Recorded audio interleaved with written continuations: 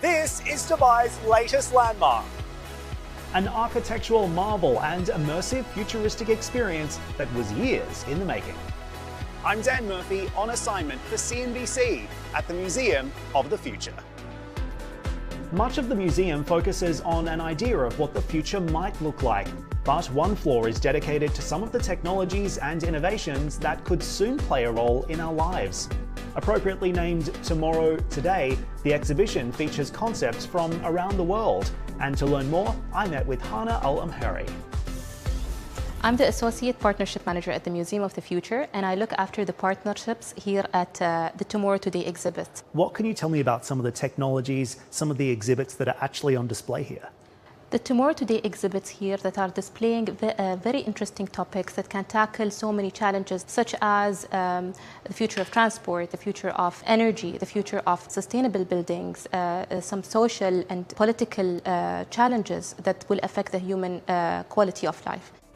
Some of the concepts displayed here could be rolled out within the next decade and shape our everyday lives. However, the rest of the museum looks much further ahead. Starting in this lift, which transports visitors to 2071, the UAE's centenary year. Creative director Brendan McGettrick gave me a special guided tour. So we are on floor number 1 of a 3-floor experience here at the Museum of the Future. What can you tell me about some of what we're looking at right now? Yeah, so this is OSS Hope. The idea here is that it's a space station. When you come to the museum, you come to this floor, you're visiting it in the year 2071. And as you explore, you find out more and more about the things that are happening here, the people who are living and working here. And in the end, we hope that you'll apply to join and become one of the people living on this space station. What can you tell me about some of the technologies that you have on display here and some of the ideas that you're ultimately trying to exhibit? Sure. Well, right in front of us here is one of the key ideas and key technologies that we're emphasizing on this floor, which is really about the potential to harvest solar energy from space and beam it to Earth as a renewable energy source that the whole world can share.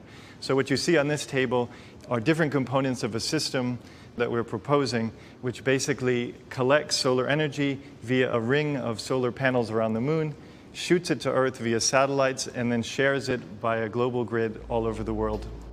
The next part of the experience brings us back down to Earth. Brendan, this floor is called the HEAL Institute. What's the overall theme behind it? Well, this floor is inspired by climate change, and the idea here is that it's a scientific institution that exists in the future to help repair the damage we've done to the natural world as a result of climate change. The idea is that we're applying emerging technologies such as synthetic biology and artificial intelligence to help repair ecosystems that have either been severely damaged or even collapsed because of climate change. The theme continues next door and gives a snapshot of what could happen if we don't protect our planet and its inhabitants. Brendan, this room is incredible. What are we looking at here? So this is the library. It's a vault of the genetic code of thousands of species from around the world. Okay, so how many species are actually on display in this room right now? In this room, there are 2,400 species. Okay, and when we take a closer look at some of the species, what is the information that people will learn when they come into this room and take a look at some of these jars, I guess you call them? Yeah, so these are specimens, and basically the way that you navigate this and explore it is with this device. It's called a biosynth. We created it for the museum. A biosynth? Yes. Okay. And basically it allows you to scan and also collect the genetic code of every specimen in the library. Okay, so how does it work? So basically all you need to do is point it at one of the species and press this button, and then you can collect its information. Do you want to try? Okay, so let's take a look. So I point it like this. I hold onto the button. I can see it scanning on the screen there. This is an Arabian camel. That's right. Okay, there you go. And I understand it can also tell us a little bit about some of the species that are extinct.